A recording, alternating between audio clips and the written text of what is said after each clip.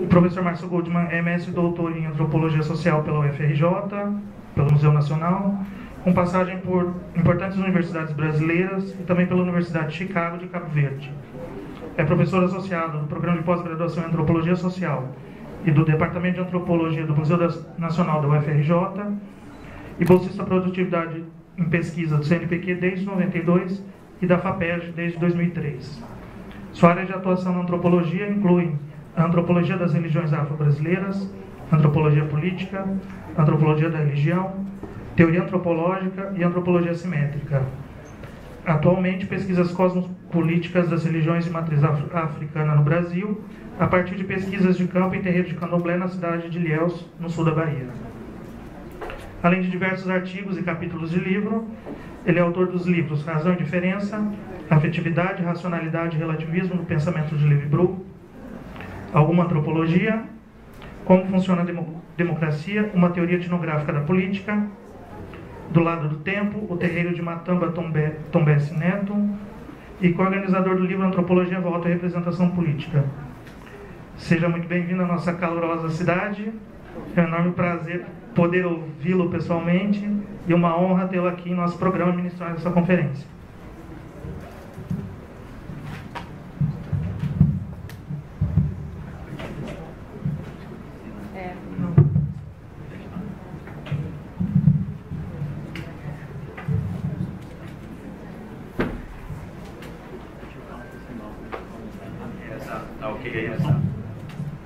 Tá?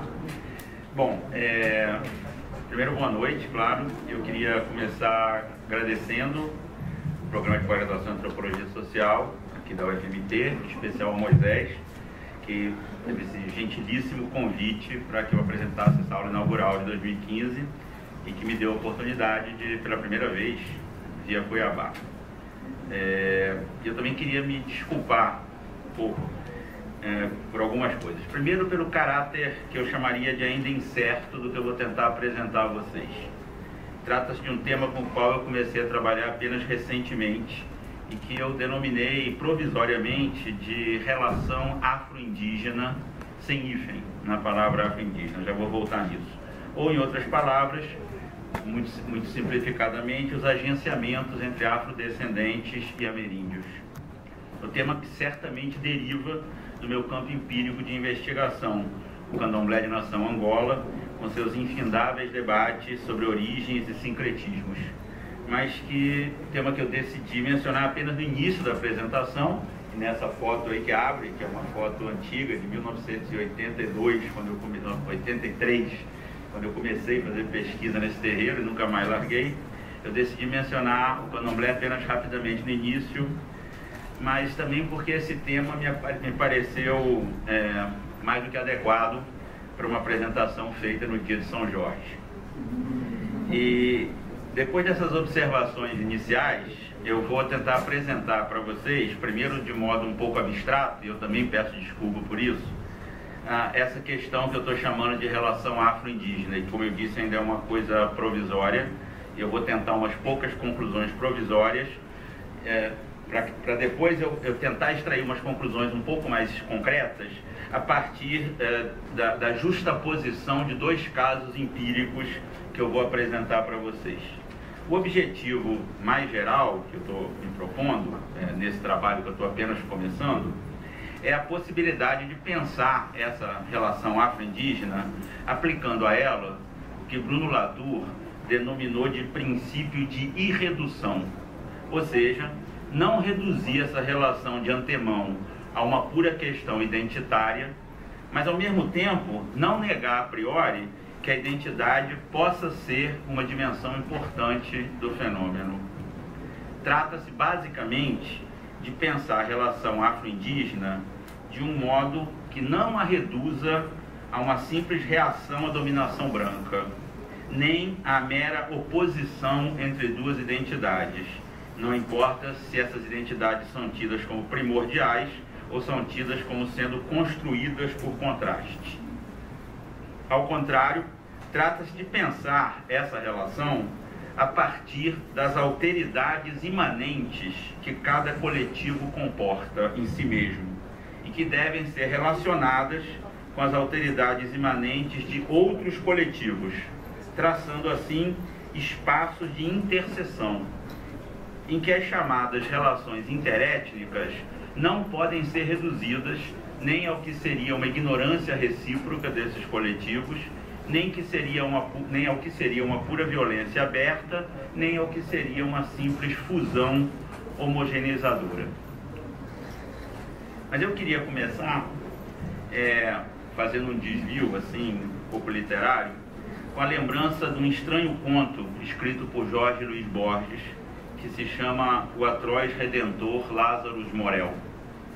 Nesse conto, Borges assinala, de modo irônico, um dos paradoxos que marcaram a invasão do futuro continente americano pelos europeus. Eu cito de modo livre, o trecho aí está completo.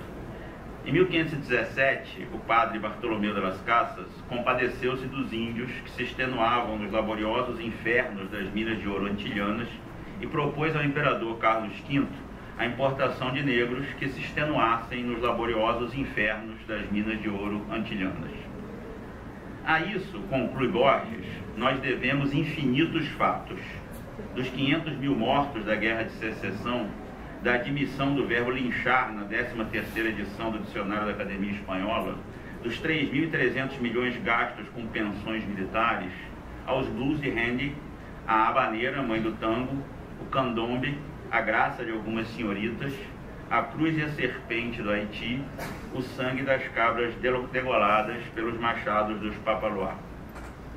De forma sem dúvida menos irônica que Borges, e sem qualquer referência ao universo indígena, o mesmo ponto também foi levantado por Félix Guattari ao falar do jazz, que eu gostaria de citar por extenso. O jazz, diz ele, nasceu de um mergulho caósmico, catastrófico, que foi a escravização das populações negras dos continentes norte e sul-americanos. E depois, houve uma conjunção de ritmos, de linhas melódicas, com o imaginário religioso do cristianismo, com dimensões residuais do imaginário das etnias africanas, com um novo tipo de instrumentação, com um novo tipo de socialização no próprio seio da escravidão, e em seguida, com encontros intersubjetivos com as músicas folk brancas,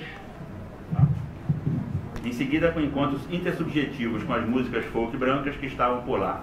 Então, uma espécie de recomposição dos territórios existenciais e subjetivos, no seio dos quais não só se afirmou uma subjetividade de resistência por parte dos negros, mas que, além do mais, abriu linhas de potencialidade para toda a história da música. Fim de citação. Assim como o jazz, o blues, a habaneira e o candombe, as chamadas religiões de matriz africana, que é o tema com o qual eu trabalho há quase 40 anos, essas religiões são um dos resultados desse criativo processo de reterritorialização que se seguiu à brutal desterritorialização de milhões de pessoas no movimento de origem do capitalismo com a exploração das Américas pela utilização do trabalho escravo.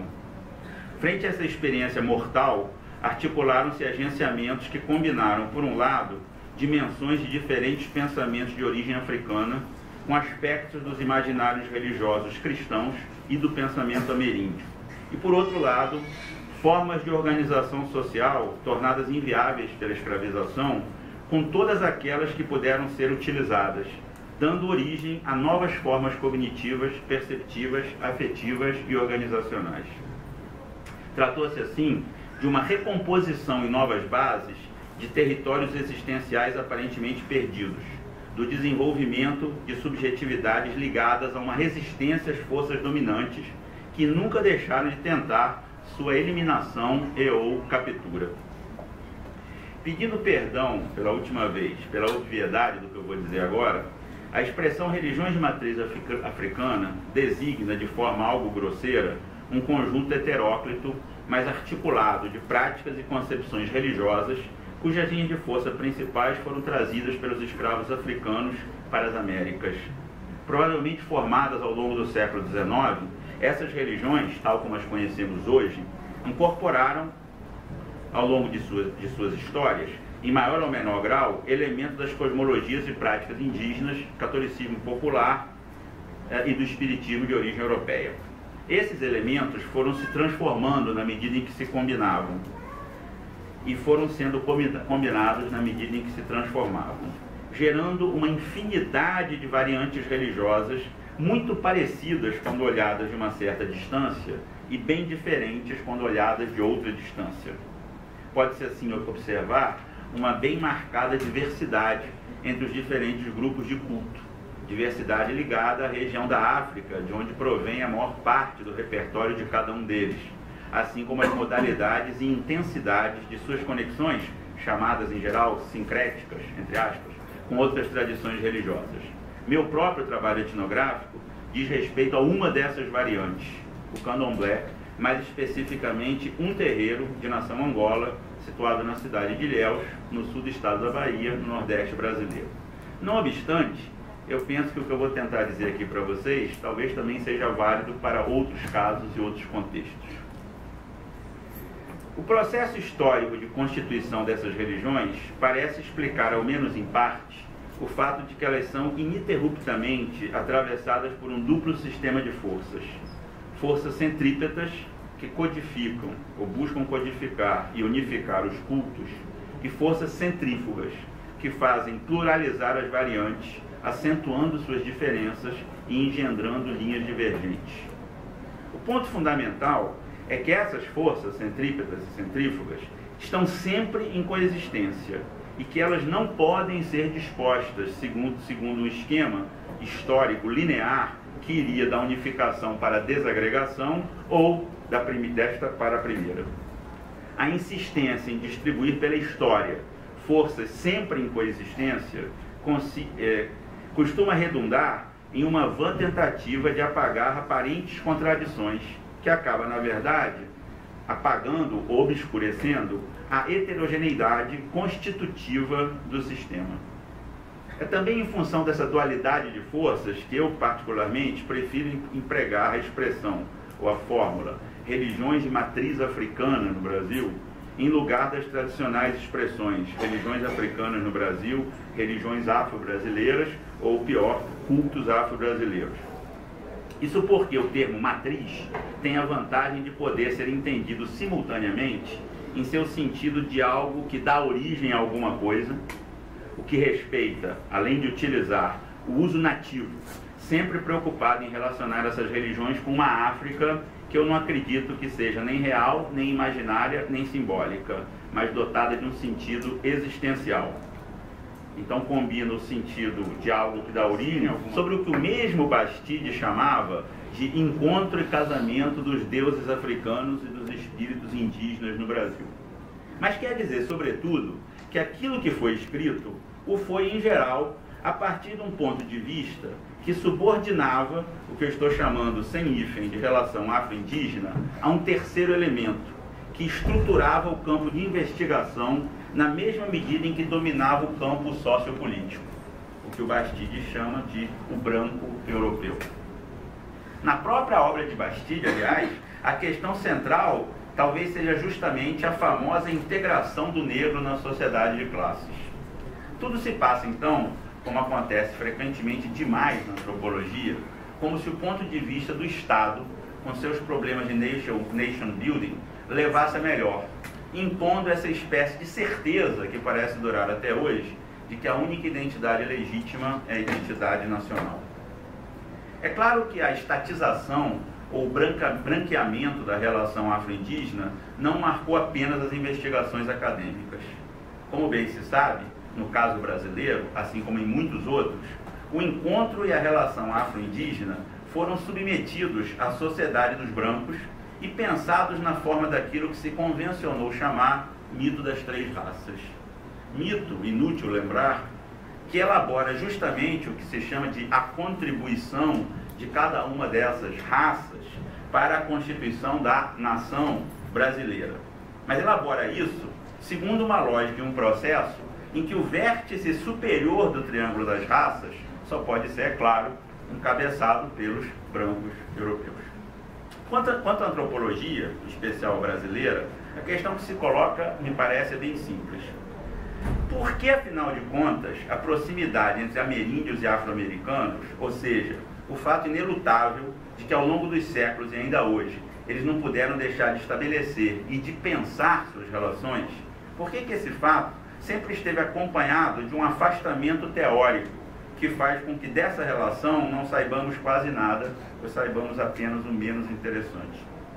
Pois é esse afastamento que fez com que esses coletivos e suas cosmopolíticas tenham sido tão raramente estudados e ou analisados em conjunto, preferindo-se, em geral, aproximações teóricas com outras terras, Melanésia, Sibéria ou mesmo a própria África.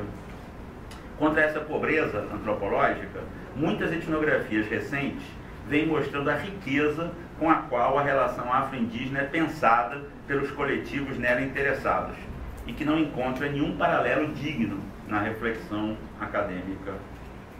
O primeiro passo nessa direção consistiria, sem dúvida, num movimento para libertar a relação afro-indígena da dominação e do ofuscamento teórico-ideológicos produzido pela presença dessa variável maior, os brancos. O que significa tentar praticar aquilo que, seguindo o exemplo do autor de teatro Carmelo Bene, Gilles Deleuze denominou operação de minoração. A subtração da variável majoritária dominante de uma trama faz com que esta possa se desenvolver de um modo completamente diferente, atualizando as virtualidades bloqueadas pela variável dominante e permitindo reescrever toda a trama. Em poucas palavras e grosso modo, como ficaria o mito das três raças se deles suprimíssemos não o fato histórico, político, intelectual do encontro, mas o vértice maior do triângulo, os brancos? Como apareceriam afros e indígenas sem esse elemento sobrecodificador? Antes, contudo, de prosseguir nessa direção, como costuma dizer a filósofa Isabelle Stangers, talvez seja preciso ir um pouco mais devagar e sublinhar os riscos desse empreendimento. Para isso, é necessário deixar claro as imagens que eu não gostaria que o termo afro-indígena evocasse, os clichês que eu não gostaria que ele desencadeasse. O ponto central é que não se trata de pensar a relação afro-indígena nem de um ponto de vista genético, no sentido amplo do termo, nem a partir de um modelo tipológico. Não se trata de gênese, porque não se trata de determinar o que seria afro, o que seria indígena e o que seria resultado de sua mistura, ou eventualmente não seria nem uma coisa nem outra. Isso seja no sentido propriamente biológico ou genealógico, seja no sentido cultural, social, etc. Não se trata, portanto, de um problema de identidade, muitas vezes, aliás, confundido com o das origens. O que pode não ser tão fácil quanto parece, porque a primeira coisa que somos tentados a fazer toda vez que nos deparamos com situações afro-indígenas são exatamente essas triagens que eu gostaria de evitar. Por outro lado, não é nada incomum que, ao evitar o fogo da gênese, os antropólogos caiam na frigideira da tipologia, onde, fingindo a fazer abstração das conexões genéticas, acabam chegando exatamente no mesmo lugar. Estabelecer um tipo, ideal ou não, pouco importa, um tipo afro puro, um tipo indígena puro, e quantos tipos intermediários forem, não é de modo algum que importa. Nem os modelos historicistas, nem os estrutural funcionalistas, em suas variantes explícitas ou mais ou menos disfarçadas, possuem qualquer utilidade aqui.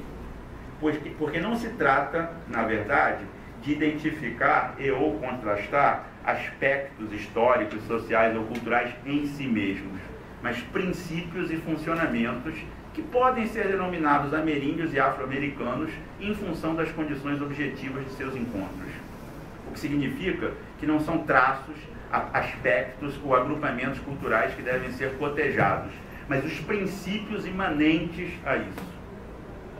Observemos igualmente que esse enfoque, que privilegiaria comparações e interações afro-indígenas, poderia também, talvez, conduzir à produção de contribuições inovadoras no campo das chamadas relações interétnicas. Sabe-se bem como a história de diversos países americanos foi contada em uma chave ideológica com ênfase sobre o encontro das três raças que teriam harmoniosamente constituído a nação. É supérfluo denunciar o caráter mistificador desse tipo de narrativa, mas talvez valha a pena assinalar que ela reelabora um fenômeno que indubitavelmente não pôde deixar de ter ocorrido. Como também escreveu Roger Bastide em 1960, não são as civilizações que estão em contato, mas os homens ou as pessoas. E cabe a nós tentar descobrir e pensar o que aconteceu e ainda acontece nesses encontros. Por outro lado, como acabamos de ver, nunca se enfatizou suficientemente que a natureza das relações que unem os vértices do triângulo das três raças não pode ser a mesma, caso se considere as relações entre dominantes e dominados, ou apenas aquela entre os segundos.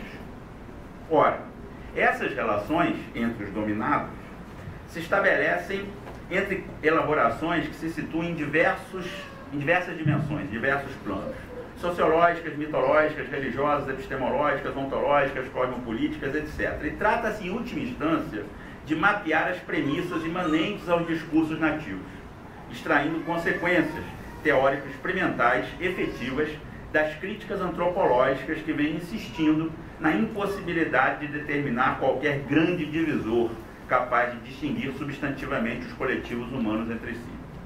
Impossibilidade tanto mais evidente quanto as transformações empíricas em curso na paisagem sociocultural do planeta mostram a aceleração simultânea dos processos aparentemente contraditórios de convergência e divergência, mimetismo e diferenciação, dissolução e endurecimento das fronteiras, tanto objetivas como subjetivas entre os coletivos. Essas dificuldades devem ser levadas a sério, permitindo a elaboração de abordagens alternativas que afirmem a fecundidade epistemológica desses impasses e os situem no coração da própria produção antropológica. Se quisermos escapar do clichê antropológico que quer nos prender à mera determinação de variedades culturais e universais humanos, o que deve ser visado é o mapeamento das premissas epistemológicas, ontológicas, cosmopolíticas imanentes aos discursos nativos, o que de imediato revela que não há nenhuma razão para confinar o procedimento a uma área etnográfica ou a um tipo de sociedade. Trata-se de explorar, à luz de contribuições teóricas recentes em torno da antropologia simétrica e dos grandes divisores, a questão da potencialidade teórica, heurística dessas distinções entre sociedades e de sua separação. E trata-se, em seguida, de estimular um diálogo que, retomando a melhor tradição antropológica, confronte as contribuições específicas das pesquisas realizadas em sociedades indígenas e complexas, no caso dos afrodescendentes, a fim de que possam se fecundar reciprocamente, escapando do aprisionamento em círculos restritos de especialistas e das excessivas concessões aos clichês dominantes. Isso significa, sobretudo, evitar o risco de simplesmente reproduzir, num estilo talvez mais sofisticado, os clássicos debates em torno do chamado sincretismo religioso, e assim tentar isolar traços de culturas supostamente puras que teriam se mesclado, formando cada manifestação sociocultural específica. Ao contrário, o ponto é a delimitação e o contraste de princípios cosmológicos de matriz ameríndia e de matriz africana, sem perder de vista nem sua especificidade, nem as condições históricas do seu encontro. Em outros termos, trata-se de tentar colocar, ou por outro lado, trata-se de tentar colocar em diálogo produções etnográficas e reflexões teóricas oriundas de dois domínios tradicionalmente separados da antropologia, na esperança de que, por meio desse diálogo, seja possível trazer à luz novas conexões e novas distinções entre elas. Se quiséssemos seguir um modelo, poderíamos denominá-lo talvez transformacional, em um sentido análogo, mas não idêntico ao que o termo possui na série das mitológicas, onde Lévi-Strauss não descarta as conexões históricas, genéticas e mesmo tipológicas entre ameríndios, mas desenvolve um procedimento que visa contornar e superar essas obviedades. Seguindo exemplos mais recentes, como o de Marilyn Strathern na Melanésia, talvez seja possível tratar desse modo materiais afro-americanos e materiais ameríndios. Por outro lado, essas transformações desse método transformacional também devem ser pensadas no sentido deleuziano sugerido acima, o de um procedimento de minoração por meio da extração do elemento dominante. E também no sentido guattariano, porque as conexões que se pretende estabelecer não são nem horizontais nem verticais, mas sim transversais. Isso quer dizer que não se trata de encarar as variações nem como variedades irredutíveis umas às outras, nem como as emanações de um universal qualquer, conectando entidades homogêneas. As conexões se dão entre heterogêneos enquanto heterogêneos. As relações se dão entre diferenças enquanto diferenças, como lembra Guattari quando fala em heterogênese, conceito que tem como premissa fundamental a hipótese de que o diferencial não pode ser encarado como mera negação ou oposição, uma vez que o diferencial é sobretudo da ordem da criação ou da criatividade. Significa também, diga-se de passagem, que talvez seja preciso livrar a comparação levi-straussiana da noção de estrutura do próprio Levi-Strauss. Ou seja, abandonar a ideia da realidade como um conjunto de atualizações parciais, localmente moduladas, de um conjunto de possíveis, que uma vez não atualizados, são destinados a uma espécie de tranquila inexistência. Como se sabe, Deleuze e Guattari propuseram uma perspectiva diferente sobre esse ponto, ao introduzirem o conceito de virtual real para se opor justamente à dupla noção estruturalista do possível e do atual. Falar em virtual real significa supor que aquilo que não está manifestamente atualizado continua a existir de alguma forma, ou antes continua a funcionar de alguma forma, podendo, pois, sempre ser recolocado em jogo. Mais que um método transformacional, tratar-se-ia talvez de algo como uma perspectiva transformacional, onde ontologia se torna sinônimo de diferença e epistemologia sinônimo de ética, porque não há nenhuma razão, a não ser moral e política, para subordinar a diferença à identidade ou a ética à epistemologia. É preciso, pois, proceder com cautela, mas o esforço para colocar em diálogo materiais ameríndios e afro-americanos tão heterogêneos permite desde já entrever ao menos 3 tipos de elaboração.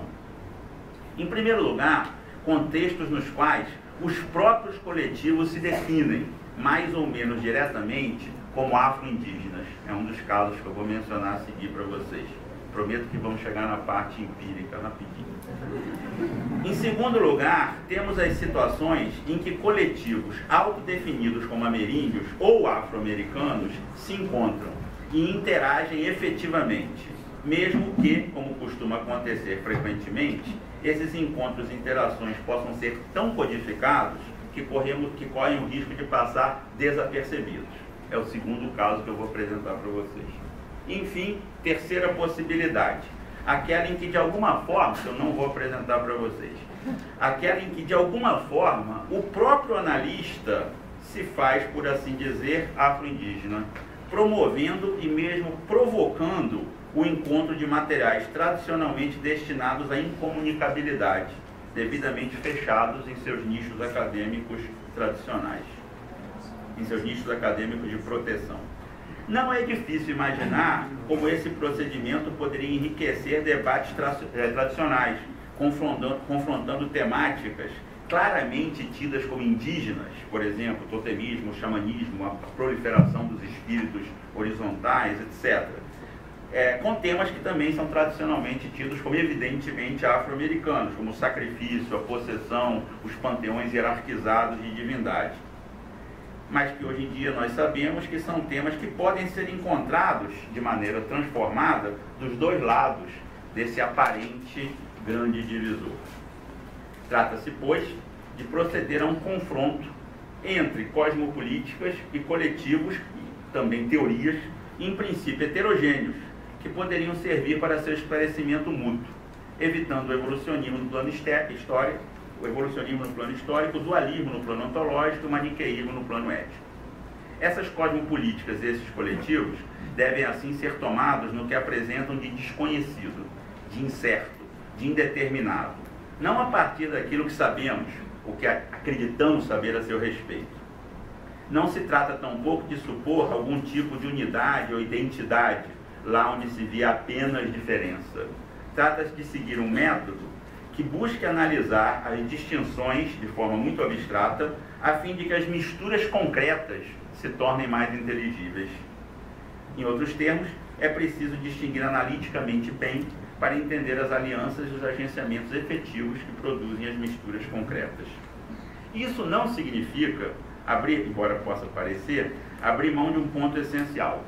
O fato de que, como lembra Levi-Strauss em diversas ocasiões, a antropologia é uma ciência empírica e que nela o material empírico deve guiar as problematizações e as conceptualizações, com o adendo de que esse material empírico envolve necessariamente o que as pessoas pensam e têm a dizer sobre o que acontece com elas mesmas e com os outros, uma vez que a antropologia deve estar sempre subordinada à palavra nativa, de tal modo que o discurso do antropólogo, da antropóloga, não tenha nenhum privilégio face aos daquele com quem trabalha. Nesse sentido, o melhor procedimento inicial talvez seja tomar o termo afro-indígena no sentido em que as próprias pessoas que gostam de pensar a si mesmas como afro-indígenas o utilizam. Ou, que é a mesma coisa, sublinhar que o termo afro-indígena tem ou pode ser tomado como tendo uma origem afro-indígena. Desse modo, eu gostaria de utilizar algumas reflexões nativas para tentar apresentar um pouco melhor o que eu estou propondo. Eu vou tentar fazer isso a partir do modo pelo qual dois coletivos distintos elaboram a relação afro-indígena, abrindo assim talvez a possibilidade de uma reflexão antropológica sobre esse tema. Esses dois coletivos, aparentemente muito heterogêneos, ou efetivamente muito heterogêneos, vivem ambos no extremo sul e no sul do estado da Bahia. O primeiro coletivo, que são os membros do movimento cultural da cidade de Caravelas, que foram estudados pela minha ex-aluna Cecília Mello, em sua tese de mestrado e doutorado, esse coletivo se pensa decididamente, explicitamente, como afro-indígena. O segundo coletivo, que foi estudado por várias pessoas, mas em especial por Ellen Ubinger, que escreveu sua dissertação de mestrado na Universidade Federal da Bahia, esse segundo coletivo, os Tupinambá da Serra do Padeiro, no sul da Bahia, esse coletivo se define resolutamente como indígena. Bom, tá aí. Caravelas, Guararema é onde vivem os Tupinambá. Quando foram apresentados pela primeira vez, passamos lá, bom, aí toda a distância entre eles vai adiante. Deixa aí. Quando foram apresentados pela primeira vez há mais de 10 anos, nem o material etnográfico, nem a análise empírica e teórica de Cecília Mello, que estudou o movimento cultural de Caravelas, nem sua análise empírica, nem sua análise teórica se acomodavam muito bem a um certo clichê que parecia dominar o pensamento antropológico, pelo menos na época, mas que tudo indica é cada vez mais difícil de sustentar. Há quase certeza de que não temos nada de importante a aprender com as pessoas com quem convivemos durante as nossas pesquisas. Isso seja porque elas realmente não seriam capazes de nos ensinar nada, seja porque aquilo que elas eventualmente nos ensinam é de curto alcance, limitado ao contexto paroquial em que elas vivem. Ora, as pessoas que Cecília estudou em Caravelas criaram e fazem parte de um bloco de carnaval que eles chamam de um bandaum. Também de um movimento cultural que eles chamam de artimanha.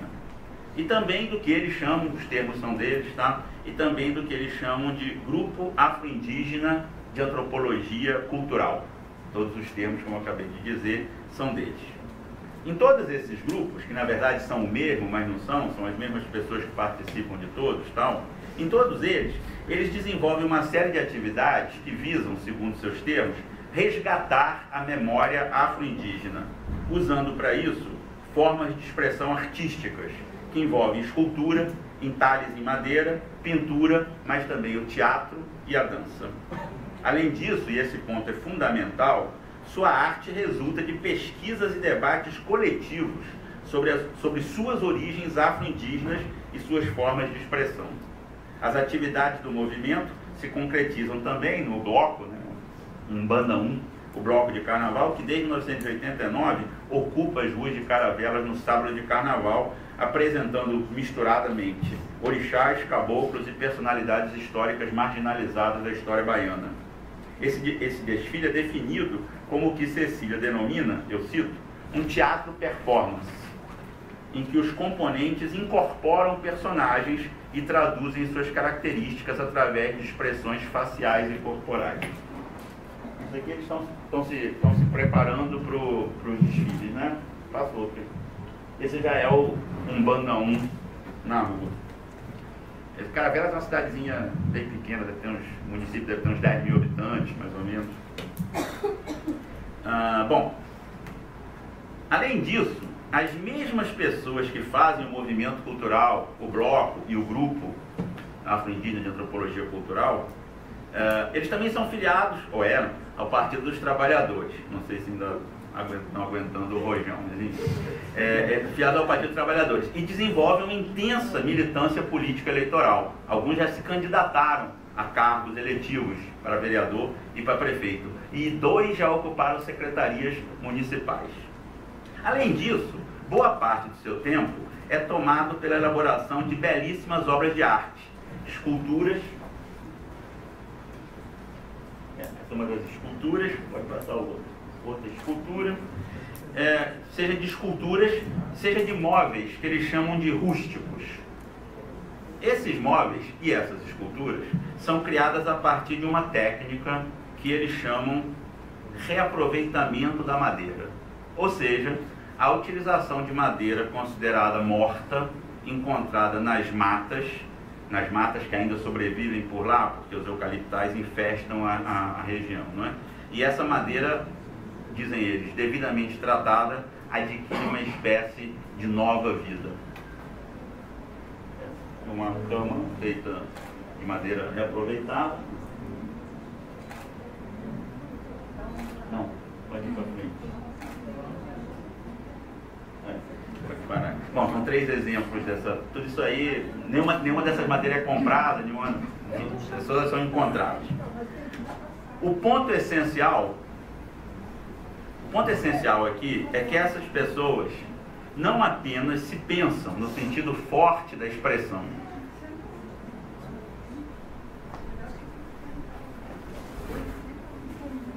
Parecendo um concerto de rock. Uau! O ponto essencial aqui é que essas pessoas não apenas se pensam no sentido forte da palavra como afro-indígenas, como desenvolvem uma série de complexas reflexões sobre essa expressão e sobre sua própria situação no mundo.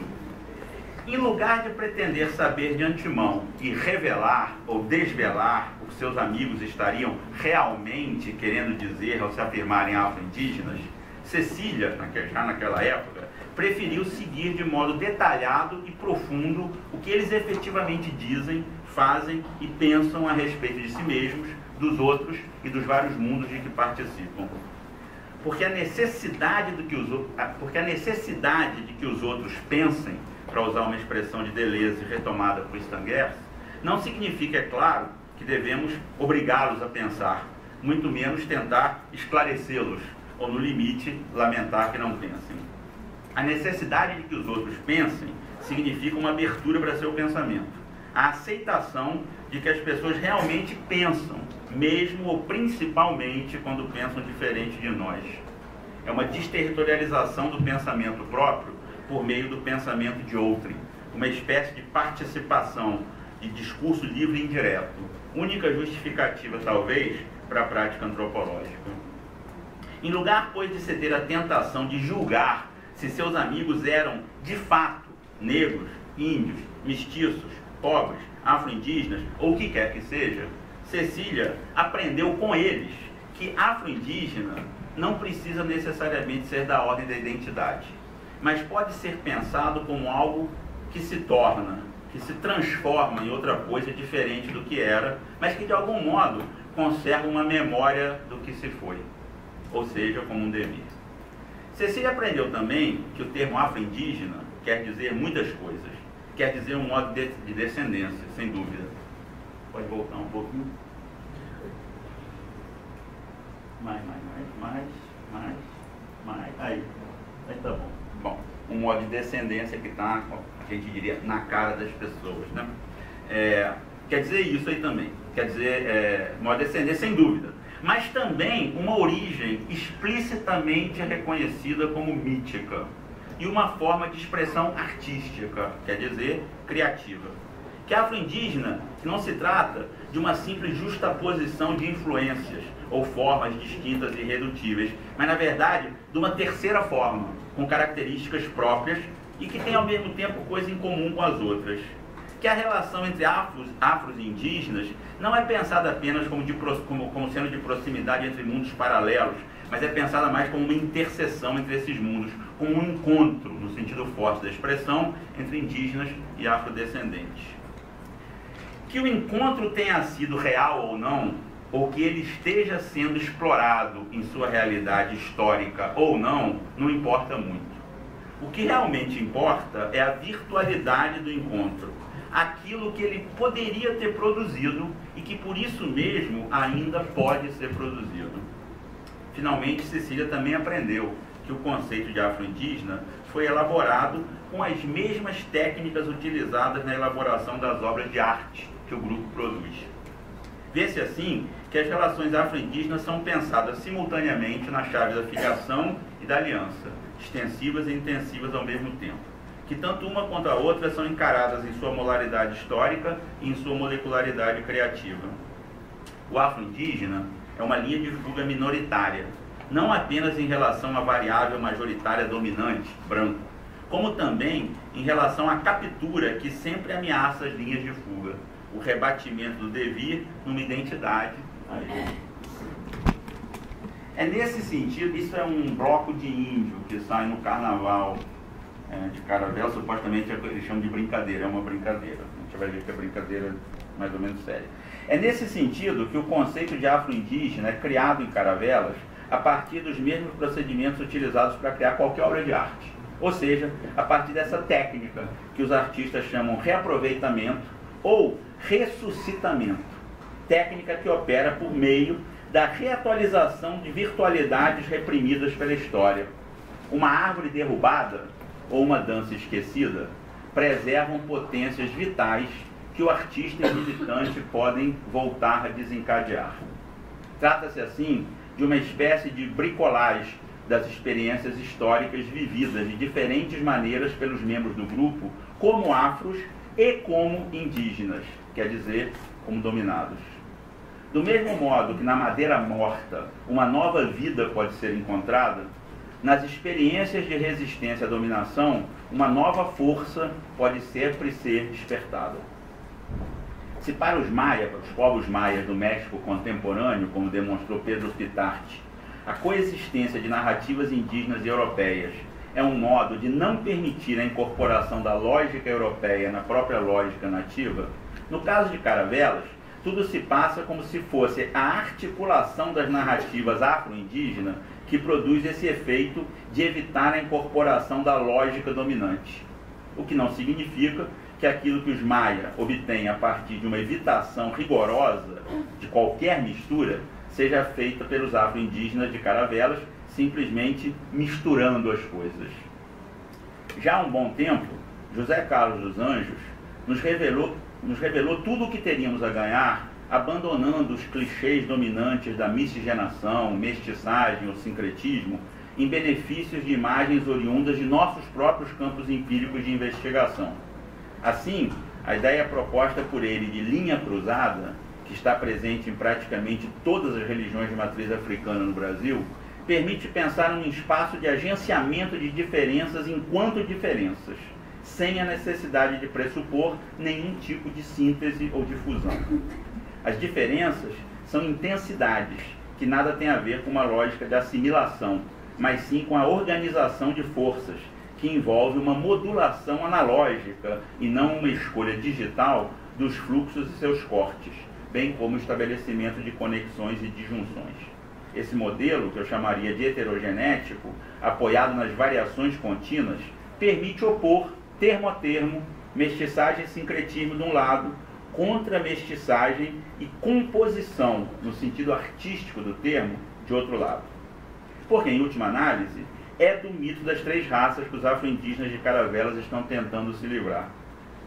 E se eles o fazem, é porque eles sabem muito bem que os mitos das classes dominantes têm o mau costume de produzir efeitos muito reais. Nesse sentido, sua elaboração do afro-indigenismo possui igualmente uma dimensão mítica. Aqui, entretanto, temos que livrar o conceito de mito de suas dimensões, ou de suas ressonâncias representacionais ou mesmo estruturais. Como escreveram Deleuze e Guattari, o mito não é uma representação transposta ou mesmo invertida das relações reais em extensão. Ele, ao contrário, determina, conforme o pensamento e a prática indígenas, as condições intensivas do sistema. Ou, em outras palavras, na expressão lapidar dos dois, o mito não é expressivo, o mito é condicionante. O problema, portanto, é um problema de agenciamento e não de representação. Se a bricolagem, como postulou Lévi-Strauss, corresponde no plano da atividade prática ao mito, no plano da atividade especulativa, a mesma passagem do expressivo ao condicionante poderia ser transposta para essa noção. O reaproveitamento ou ressuscitamento é uma forma de resistência, e a criação de novas condições e condicionantes faz parte inevitável de qualquer luta política. O afro-indígena pode aparecer assim como uma espécie de perspectiva. Perspectiva que não é tanto da oposição simples entre afro-indígena de um lado, branco de outro, o que nos reconduziria inevitavelmente a uma captura pela forma e identidade. Mas é uma perspectiva estabelecida a partir da própria oposição entre afro-indígena, oposição que, evidentemente, é de natureza muito distinta daquela entre afro, e no complexo modo como ele é pensado e narrado pelos envolvidos. Basta observar, esse ponto é fundamental, que os Tupinambá não supõem que tenham deixado de existir enquanto indígenas em nenhum momento, e que pensam as alianças e o que eles chamam de submersão, que se viram obrigados a praticar, como meios de luta, de resistência, para garantir sua própria existência.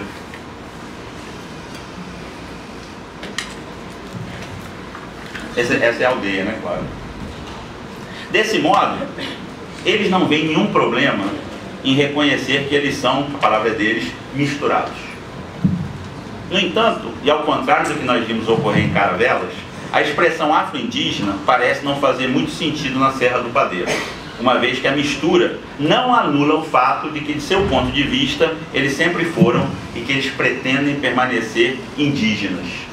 Tudo se passa de modo semelhante ao que foi descrito, eu creio, pela primeira vez em 1991, pelo antropólogo escocês Peter Gall, para o Spiro da Amazônia peruana. O fato de que a diferença entre pessoas pode ser introjetado para dentro de cada uma não anula o fato de que coletivamente elas podem seguir sendo o que elas sempre foram. Parafraseando uma observação também do antropólogo espanhol Pedro Pitarch para o caso dos maia mexicanos, os Tupinambá da Serra do Padeiro não são simplesmente, como a gente gosta de dizer, os descendentes dos antigos Tupinambá que habitavam a costa quando os europeus chegaram. Na verdade, eles são aqueles Tupinambá que foram capazes de sobreviver a uma experiência histórica devastadora. Do seu próprio ponto de vista, do ponto de vista dos Tupinambá, o ponto central dessa articulação entre identidade e diferença, continuidade e descontinuidade históricas, parece se situar no plano cosmológico. Conhecidos pelo culto que prestam aos encantados, eles continuam a ver suas práticas religiosas sendo usadas para negar a eles o direito da terra, sob o argumento de que, assim como fenotipicamente eles não se parecem muito com índios, a sua religião estaria mais próxima das religiões de matriz africana do que das práticas indígenas. Como se sabe, por encantado, entende-se em praticamente todo o Brasil, pelo menos do oeste amazônico ao litoral nordestino e do extremo norte do país a Minas Gerais, um conjunto de seres espirituais que assumem características, algumas semelhantes, outras diferentes, nas diferentes práticas religiosas em que aparecem. Denominados em muitas partes caboclos, esses encantados se caracterizam, em geral, por não se confundir com as divindades propriamente ditas, e, ao mesmo tempo, por apresentarem algum tipo de afastamento significativo em relação aos antepassados e espíritos de mortos em geral. Ainda que isso não ocorra em todas as partes, os encantados costumam ser pensados como vivos, seja no sentido de que são seres que passaram deste plano da existência para outro, sem conhecer a experiência da morte, seja no sentido de que eles sempre existiram, habitaram e protegeram determinado território. Isso é a casa em que os Tupinambá efetuam o culto aos encantados. É bem nessa última acepção, no sentido de que os encantados sempre existiram, habitaram e protegeram o território, que os Tupinambá da Serra do Padeiro definem os seus encantados, que eles ocasionalmente chamam de caboclos, termo que também é utilizado como sinônimo de índio, e que foi utilizado da década de 30 até a década de 90 para falar deles mesmos, porque eles dizia-se que não havia mais índio nessa região, só havia caboclo. Em 96, 95, os caboclos disseram: caboclo nada, nós somos índios. São essas pessoas que estão aí. É bem nessa última... os encantados, dizem os Tupinambá, são os donos da terra. Essa terra que foi transformada num território de sangue e que é preciso agora curar. Todas as palavras são deles, tá? Transformando essa terra numa terra sem males, termo deles também. Essa, dizem eles, será a nova forma da vingança Tupinambá. Não mais a partir do derramamento de sangue, mas justamente da cura de um território doente de sangue. Para isso, são necessárias o que eles chamam de retomadas das terras, mas também retomada da cultura e da vida. Retomadas que devem ser entendidas literalmente no sentido proposto pela filósofa Isabelle Stengers para a expressão inglesa, difícil de traduzir em português, mas que faz parte dos movimentos de resistência afro na América do Norte, a noção de reclaim. Stengers sugere que reclaim quer dizer que não se trata simplesmente de lamentar o que se perdeu, que não tem nada a ver com uma nostalgia de alguma coisa que se perdeu, ou de um retorno a um tempo passado. Mas reclaim quer dizer, ao mesmo tempo, recuperar e conquistar. Tornar-se capaz de habitar de novo zonas de experiência devastadas, escreveu a filósofa.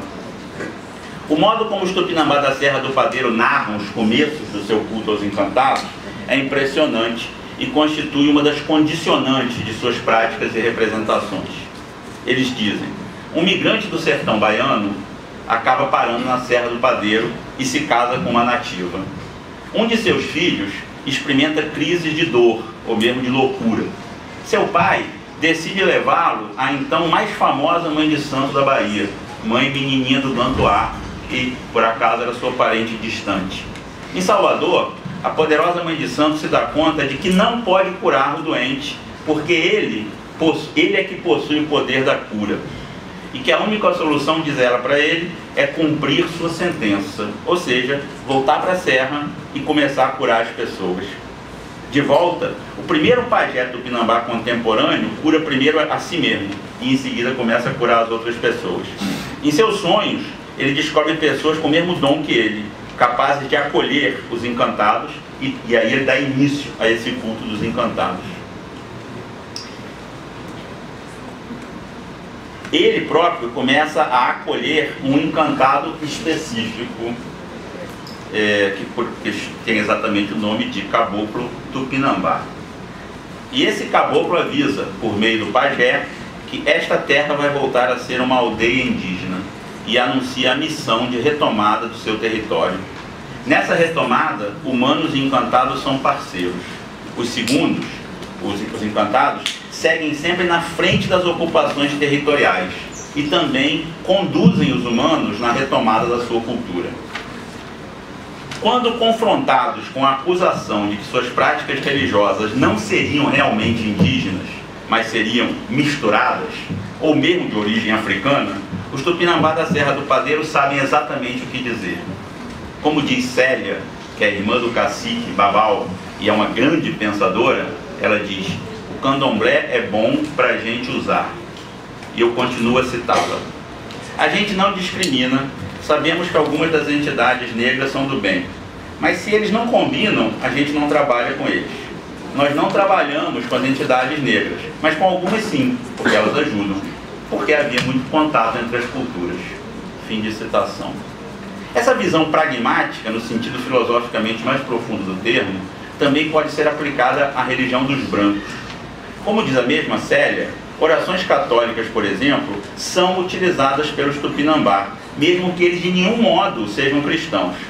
Elas são utilizadas porque, eu cito a Célia de novo, elas são utilizadas porque, diz ela, nós fomos catequizados. Aí, nós usamos o que era bom, ou tinha mais força da religião do outro, e adaptamos a nossas práticas e crenças. Mas continuamos fazendo nossos rituais e tendo fé nas nossas crenças. Só que adaptamos. usando o que era útil ou bom do homem branco. Fim de citação. Esse é o caboclo Tupinambá. Tão longe, tão perto dos afro-indígenas de Caravelas.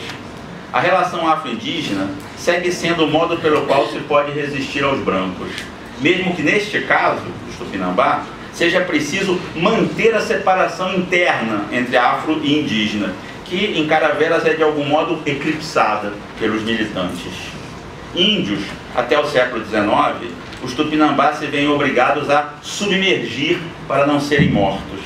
Um pouco como seus encantados, que passam de um plano a outro sem conhecer a experiência da morte.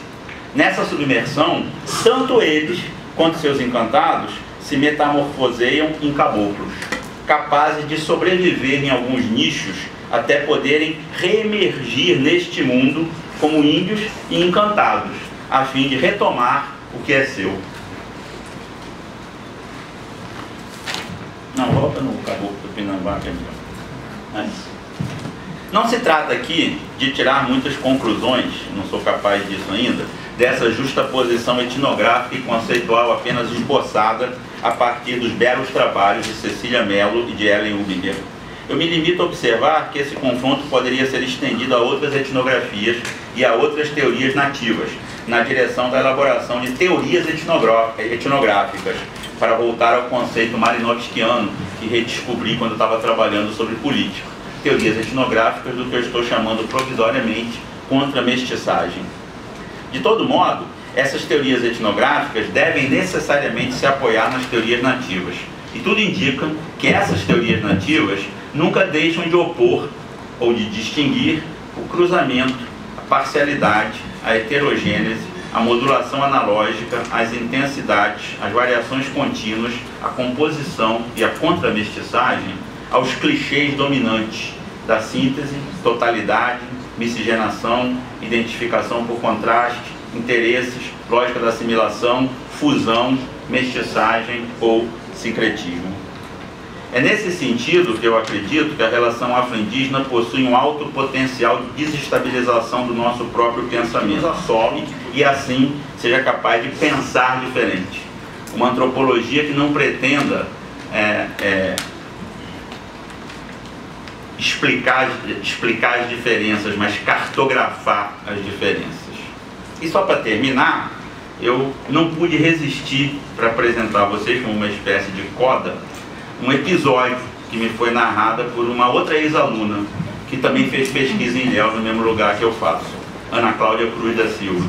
Escreveu sua tese de mestrado e doutorado sobre Ilhéus. Ana Cláudia me contou que uma vez estava andando no centro de Ilhéus e que no mercado local de artesanato ela viu um turista, segundo ela que tinha muita cara de turista, comprando artesanato indígena de um vendedor que se apresentava como Tupinambá. Um pouco cético, o turista pergunta a ele se ele é mesmo índio. Ele responde que sim, que é índio. O turista insiste na dúvida, suspeitando sem dúvida de uma ascendência negra. O índio confirma que é Tupinambá e o turista ainda argumenta: mas você não parece índio. E a resposta: o que é que o senhor queria? São 500 anos de contato. Obrigado.